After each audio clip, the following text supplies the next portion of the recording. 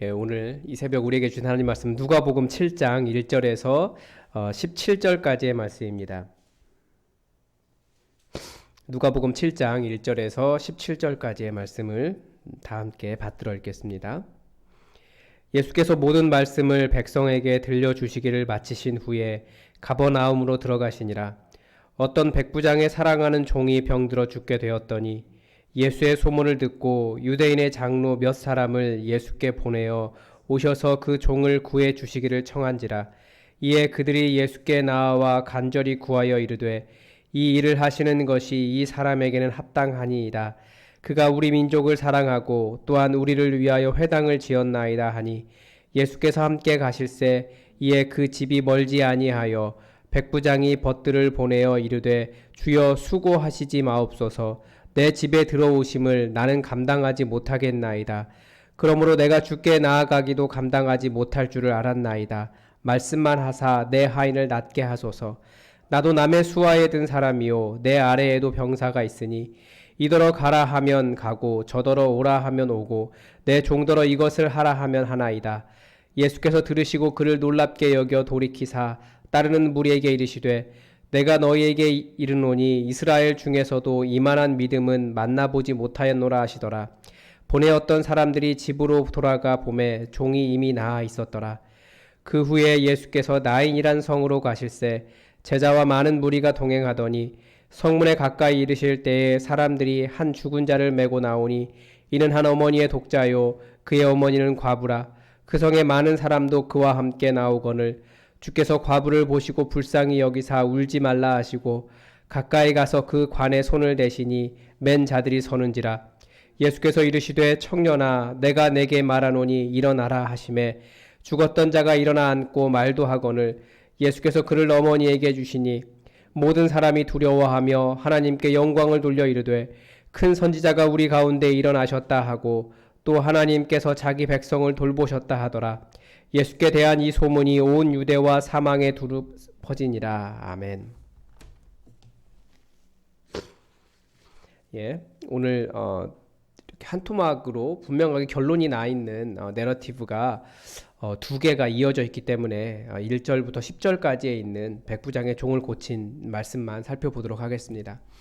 먼저 본문을 관찰할 때 이런 내러티브는 육하 원칙으로 관찰하는 것이 가장 기본적인 방법입니다. 그래서 맨 처음에 장소가 나오죠. 어디냐라고 하면 가버나움이라고 하는 장소가 나옵니다. 예수님의 집이 가버나움에 있었다라고 그렇게 보고 있습니다. 그리고 두 번째는 이제 언제냐라고 되어 있는데 뭐 정확한 시기 문제보다도 어떤 백부장의 사랑하는 종이 병들어 죽게 되었던 그 상황이 나오고 있습니다. 등장인물들은 이제 어떤 백부장은 사실은 목소리만 나오고 나오지는 않죠. 그런데 굉장히 핵심적인 역할을 하고 있습니다. 그리고 역시 본문에서는 등장하지만 인물로 나오지는 않는 백부장의 종이 있고요. 당연히 예수님이 있고 또 예수님에게 병을 백부장의 그 사랑하는 종을 고쳐달라고 말한 유대인의 장로 몇 사람이 나오고 또 이 백부장이 보낸 벗들이 이제 본문에 나옵니다. 무슨 일이 있었냐면 그 예수님의 소문을 듣고 이제 어떤 백부장의 사랑하는 종이 병들어 죽게 되었는데 이 예수님의 소문을 듣고 유대인의 장로들이 예수님을 찾아갔습니다. 이 사람의 그 사랑하는 종을 좀 고쳐달라고 이야기하는 겁니다. 정확하게는 지금 백부장의 사랑하는 그 누가 요청을 하는지가 명확하지가 않은데 아마 그 백부장의 벗들이 와서 오시는 것을 감당하지 못하겠습니다 라고 하는 백부장의 말을 전하는 것으로 보아서 유대인의 장로들이 예수님께 좀 이렇게 와달라고 그 종을 고쳐달라고 요청하는 것으로 더 볼 수 있습니다. 장로들이 간절하게 구한 거죠. 이 사람의 종을 고쳐주는 것이 합당합니다. 왜냐하면 이 사람이 우리 백성을, 이 이스라엘 백성을 굉장히 사랑해서 회당까지 지어주었습니다. 그렇게 간절하게 구합니다. 그래서 예수님께서 가시는데 백부장의 믿음의 사건이 나오는 거죠. 백부장이 뭐라고 이야기하냐면 벗들을 보내서 주님이 오시는 것을 감당할 수 없습니다. 이렇게 오라 가라 하는 것은 주인이 하는 거고 남의 자기도 다른 사람의 명령을 듣고 하는 일이거나 혹은 자기가 명령했을 때 이렇게 하는 건데 제가 무엇이라고 주님을 오라 가라 명령을 하겠습니까? 말씀만 하셔도 내 하인이 나을 줄로 믿습니다 라고 하는 그런 믿음을 보여줍니다. 예수님께서 그렇게 말씀하시죠. 이만한 믿음을 이스라엘 내에서도 보지 못했다 라고 하시는 말씀을 하시면서 그 사람들을 돌려보냅니다. 그리고 그래서 결론이 뭐냐면 보내었던 사람들이 집으로 돌아가 보니 종이 이미 나았더라 라고 결론적으로 이야기하고 있습니다. 그래서 이렇게 본문을 볼 수도 있지만 또 하나 이렇게 딱 떨어지는 내러티브는 기승전결로도 본문을 파악할 수 있습니다. 이야기를 보는 거니까 그 이야기의 과정이 나오니까요. 처음에 시작할 때는 어떤 백부장의 종이 죽게 되었고 이 유대 장로들이 이를 대신해서 간구하는 장면이 나옵니다. 그리고 이제 그 다음 단계는 예수님께서 가시는데 백부장이 보낸 사람들이 예수님께 오는 거죠. 그래서 백부장의 말을 전합니다. 주여 수고하지 마옵소서. 내 집에 들어오심을 감당할 수 없습니다. 또한 제가 나아가지도 못하겠습니다. 말씀만 하옵소서. 그러면 한이 낫겠나이다. 그러면 이제 이 이야기의 절정은 무엇입니까? 내가 이만한 믿음을 이스라엘 중에서도 만나보지 못했다라고 하는 예수님의 평가와 예수님의 어떤 치유의 말씀이 나오지 않는 것이 좀 독특하긴 하지만 거기서 결정적인 어떤 장면을 이루고 있습니다. 그래서 결론적으로 집에 가보니 그 하인이 나았다라고 하는 기승전결의 그런 구조로도 파악할 수 있습니다. 그러면 이 본문의 강조점이 무엇이냐를 볼 수 있습니다. 생각해 볼 수 있는데 무엇이냐면 백부장의 선행, 백부장의 믿음 이렇게 나오는데요. 제가 보기에는 이 백부장이라고 하는 사람에 대한 겁니다. 그러니까 믿음의 한계를 벗어난 행동들을 볼 수 있다는 거죠. 이 백부장의 믿음이 무엇이냐면 믿음의 한계를 벗어났다라고 하는 것이 무슨 이야기냐면 이 예수님께서 직접 가지 않으셔도 말씀만으로도 치유될 수 있다라고 말하는 것입니다. 심지어 본문에는 예수님께서 내가 그 하인을 고쳤다, 집에 가봐라 이런 말씀조차도 하지 않으십니다. 그러니까 심지어 치유의 말씀이 없으셔도 치유가 된다라고 하는 것을 보여주고요. 또 이 한계가 무엇이냐면 이 백부장이 이방인이라는 겁니다. 그렇지만 그리고 또한 정복자였습니다. 그러니까 이스라엘에게는 원수 같은 사람이었지만 그의 선행이나 그의 믿음에 따라서 예수님께서 그 이방인이고 정복자이고 원수 같은 사람일 수 있지만 그 집에도 치유의 은혜를 허락하셨다라고 하는 것을 볼 수 있습니다. 그래서 오늘 본문의 주제는 어떻게 관점에 따라 다를 수 있지만 제가 보기에는 주님의 권능에는 한계가 없다입니다. 그래서 우리 예수님이 하나님이시다라고 하는 것을 이야기하고 있죠. 제가 이 본문에서 질문을 던진 것은 무엇이었냐면 첫 번째는 백부장의 위치가 어느 정도인가라는 겁니다. 그 영화에서도 센츄리온이라고 하는 영화가 있었는데 그 100 단위의 군대를 그 군사를 가지고 있는 그런 장교입니다. 그런데 로마 군인의 가장 기초 단위라고 합니다. 그러니까 100명으로 구성되어 있는 것이 로마 군대의 기초 단위인데 주로 이 그 백부장은 누가 했냐면 평민 출신들이 했다고 합니다. 그래서 천부장부터는 주로 귀족 집안이고요. 중국의 그런 그 군대 조직을 봐서도 이런 것들을 많이 볼 수 있습니다. 그래서 이 평민 중에서는 그러니까 가장 신분이 상승한 경우가 이 백부장이라고 합니다.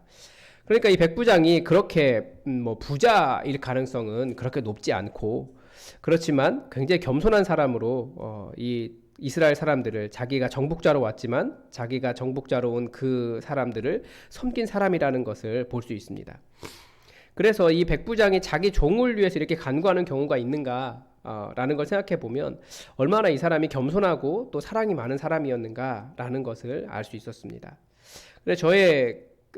그래서 묵상은 무엇이었냐면 그 이 백부장의 겸손함입니다. 자기의 상황을 보니 누군가의 명령을 듣거나 또 누군가의 명령을 하면 이게 오라 가라 하는 것은 보니까 종이 하는 것이더라는 거죠. 그래서 내가 예수님께 요구는 하지만 예수님을 종처럼 이렇게 부릴 수 없다라고 하는 그런 겸손함을 가지고 있습니다. 그래서 저의 전체적인 느낌은 무엇이었냐면 이 나중에 찾아온 백부장의 벗들이 예수님에게 오시는 수고를 하지 않으셔도 된다고 말하는 것을 볼 때 예수님에게 가서 고쳐달라고 한 사람들은 유대인의 장로들일 가능성이 더 많습니다.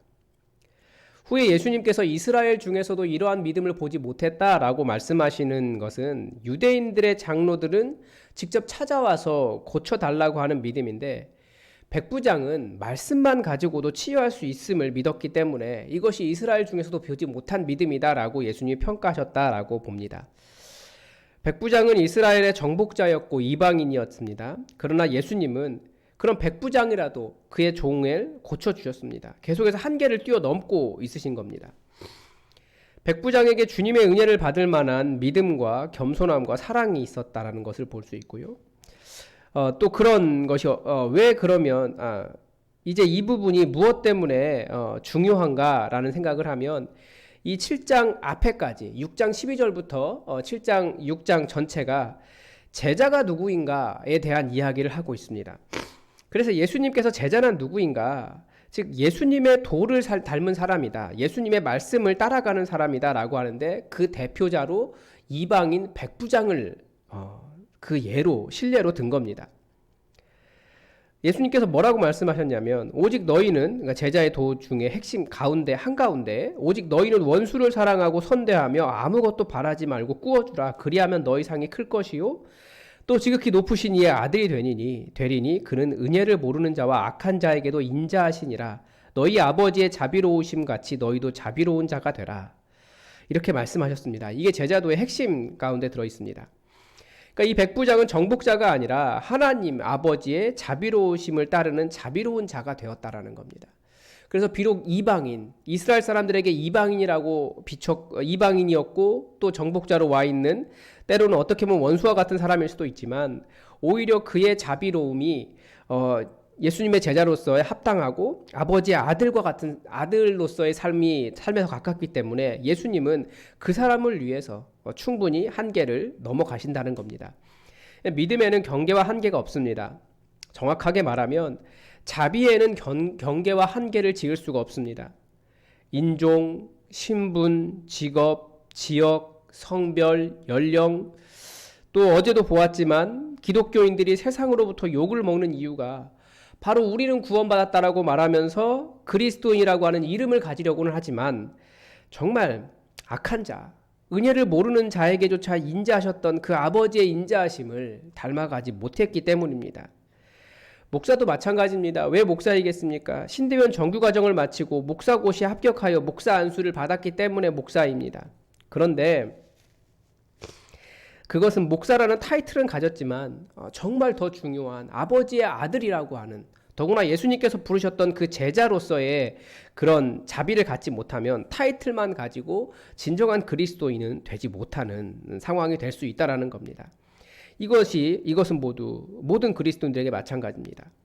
즉 그리스도인이라고 하는 그 제자의 이름에 합당한 사람은 하나님 아버지의 자비하심을 닮은 사람입니다. 그래서 저는 어떻게 적용을 했냐면 이 자비하심을 갖지 못하는 것이 좀 잔인함과 좀 관계가 있는 것 같습니다. 마음이 딱딱하게 굳어지는 거죠. 아마 그래서 누구에게 가장 마음이 굳어지는가 생각을 해보면 가장 가까이 있는 가족에게 좀 이렇게 굳어지는 것 같습니다. 내 감정을 이렇게 좀 절제하지 않고 제가 가장 편하려고 하는 곳이 가정인 것 같은데, 스스로를 성숙하고 사랑이 많다라고 생각하는 것도 착각일 수 있겠다라는 생각을 하면서 절대 마음을 굳게 하지 말자라는 생각을 했습니다. 그리고 또 누구에게 잔인한가라는 걸 생각해 보면, 그리고 또 예수님의 사랑을 예수님의 자비를, 이 아버지의 자비를 누구에게 제한하는가 생각해 보면 저는 계속해서 이 한국교회의 지역 차별이 생각이 납니다. 또 해외 선교는 열심히 한다고 하면서 지역을 차별하는, 이 작은 나라 안에서 지역을 차별하는, 가까이 있는 사람을 사랑하지 못하는 그런 것을 보면서 많이 안타깝습니다. 즉 교회는 정치적으로 분열되어 있는 이 분열을 보듬어 안아야 되는 것이 교회이고, 또 이 지역의 차별들을 보듬어 안아야 되는 것이 교회인데, 해외 선교를 열심히 한다고 하면서 이 이웃을 사랑하지 못하게 하는 사탄의 전략에 그대로 넘어가 있습니다. 대표적으로 계속 지난주부터 이 나라를 시끄럽게 하는 인터콥이 그렇습니다. 이슬람 선교를 한다고 하면서 이슬람에 대한 마음은 굉장히 뜨겁습니다. 그들이 기도하는 모습을 보면 정말 이렇게 뜨겁게 기도하는 사람들도 있구나라는 것을 볼 수 있을 정도로 굉장히 뜨겁습니다. 그렇지만 이슬람에 대해서 마음이 뜨거운데 국내에 있는 사람들의 건강, 바로 우리의 이웃의 건강에 대해서는 모른 척하고 그 위험을 빠뜨리는 그런 문제, 이것이 예수님의 자비에 대해서 잘 모르는 상황인 것 같습니다. 또 저도 인터콥에 아는 사람들이 많이 있는데 그들을 이단이라고, 제가 보기에는 거의 이단에 가까운데, 그들을 쳐내기보다 그들이 가진 음모론에 대해서 정확히 말해주고 그들의 열정이 바른 방향으로 나아갈 수 있도록 그들을 아끼는 마음, 사랑하는 마음으로 그들을 인도해야 되겠다라는 그런 마음을 품게 되었습니다. 그래서 기도를 적용을 했는데요. 뜨겁게 서로 사랑하자. 사랑은 허다한 죄를 덮는다고 했는데 더욱 사랑하는 사람, 더욱 사람의 허물을 덮고 품고 이해하는 사람이 되게 해달라고 저는 그렇게 기도했습니다. 여러분도 또 이 말씀을 보면서 여러분에게 적용을 또 여러분의 삶에서 적용을 해주시기 바랍니다. 기도하겠습니다. 하나님 아버지, 오늘 예수님의 그 경계를 넘어가며 그 한계 없는 사랑을 다시금 보았습니다. 그것이 예수님께서 우리에게 원하신 아버지를 닮은 자비인 것을 우리가 배웁니다. 하나님, 우리 마음이 누구에게 굳어지며 또 혹은 누구에게 딱딱하며 누구에게 말을 함부로 하며 누구를 나보다 낮게 보는지를 우리가 돌아보며 예수님의 자비하심으로 우리가 그 경계를 넘어가게 하시고 이 땅에 있는 많은 분열과 아픔과 차별과 혐오에 대해서 또 우리가 먼저 그리스도인들이 그것들을 품어갈 수 있도록 아버지의 자비하심, 아버지의 그 자녀를 사랑하신 그 사랑을 닮아갈 수 있도록 우리를 인도하여 주옵소서. 우리 생각을 변화시켜 주시고 교회가 먼저 이 땅의 아픔을 품고 큰 사랑 보일 수 있도록, 우리가 손해본다 할지라도 더 많은 사랑으로 사람들을 품어갈 수 있도록, 그렇게 마음 넓은 아버지 닮은 교회 될 수 있도록 한국교회와 함께하여 주옵소서.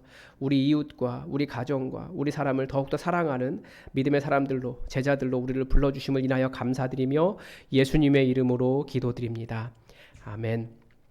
오늘도 교회 공동의 기도 제목 가지고 함께 기도해 주시기 바랍니다. 교회 공동의 기도 제목이 저희 주보에 나와 있습니다.